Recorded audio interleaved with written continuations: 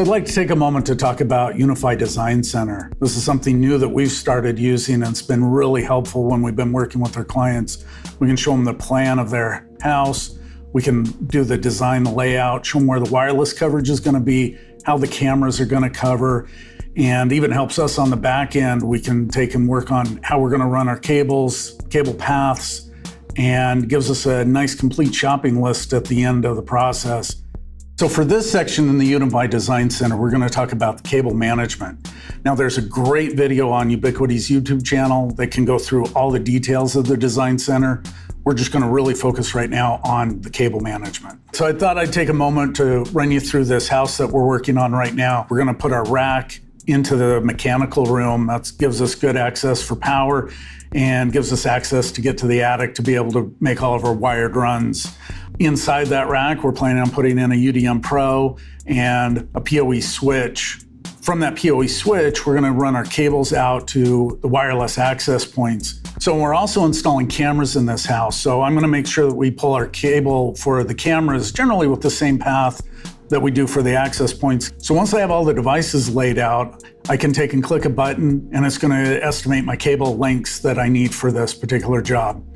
I always go through, make a few adjustments on the routing for how those are going to be, but that estimate is key because then it helps with my ordering and planning. So now we've got the planning phase done. We're going to click a couple of buttons, we'll get everything ordered and on the way. But now we're going to move on to the install phase. We have simulated a rafter system. And what our goal is to come and install our cable from here. We're going to bring that cable up through the rafters to the back wall. There's a number of different ways that you can take and install. There's J-hooks, D-rings, split rings. Most residential locations, we're going to use a J-hook or a split ring. Really kind of comes down to many times local building code or personal choice. Many times J-hooks are nice because as you add more cables, if you plan on expanding your system, you can just add additional cables very easily into that J-hook as you go on. We're going to bring the cable up and over to here. So I'm going to start my first J-hook right here. Just loose connections. You don't want to be pulling very hard. I'm going to pull out a little bit of slack.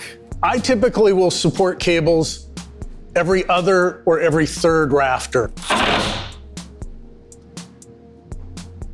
So I'm just going to bend this down a little bit so I get a good path. And then I can just continue running my cable down.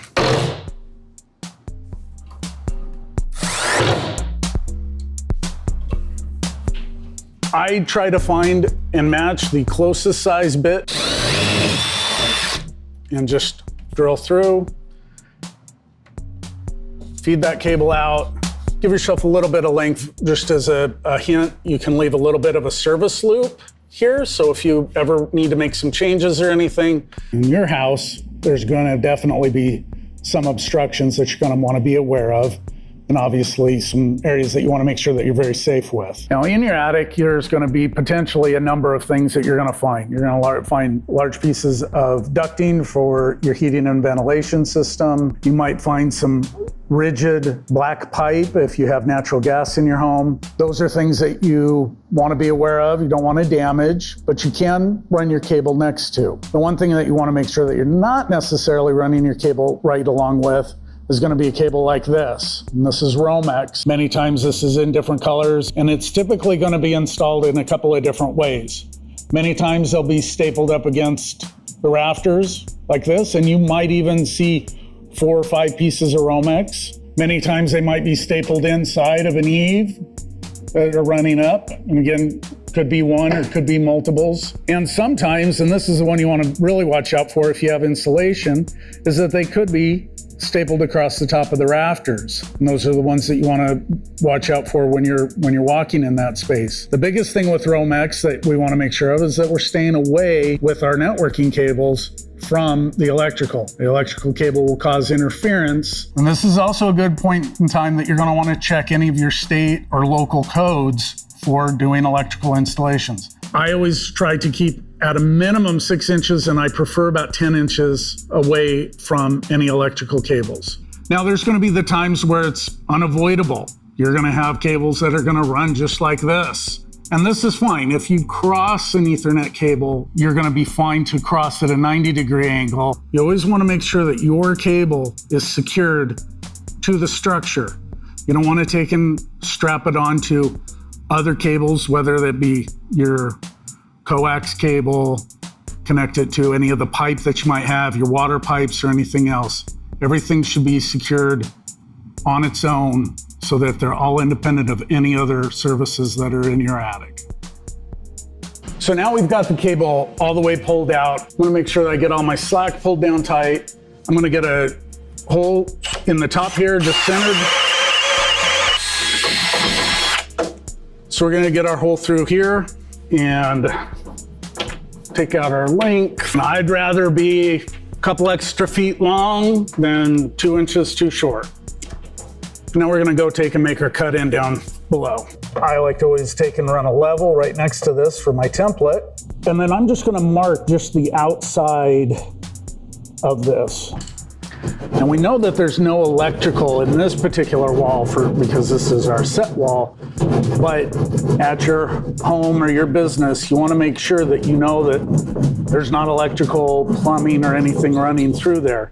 And we can just take our mud ring and slide in just into where it's nice and snug. If you have a wall that has insulation or has obstructions, that's where you would want to look at using a push rod or a set of sticks that are designed to be able to go down into the wall that you could attach to and then continue to pull the cable out through.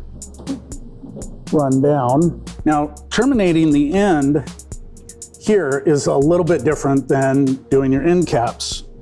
We're going to use an insert or a keystone, and these are designed, there's a number of different manufacturers, but they all pretty much follow this standard punch down combination on them. We're going to take and we're going to strip back a little bit of our sheath here.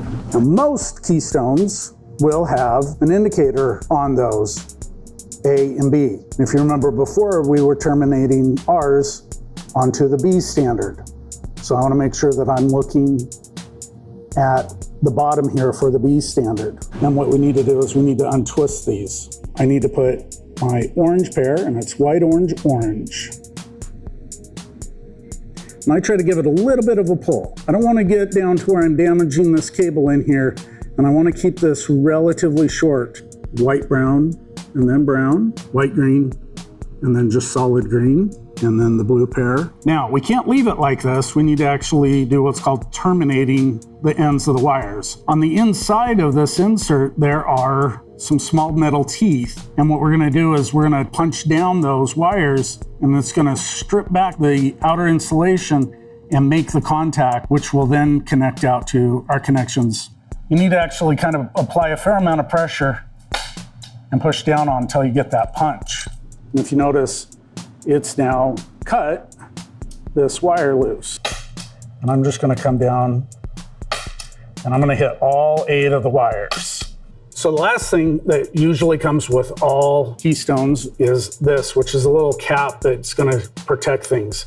And you can just snap that in place. So I've got a single insert faceplate, and I'm going to just hook this and snap it into place. We have a little bit of extra slack, which is fine, and then just lightly screw those in. Now you've got your finished outlet, but you're gonna wanna label this to the corresponding port on your patch panel. Join us next time when we'll talk about small and medium business deployments.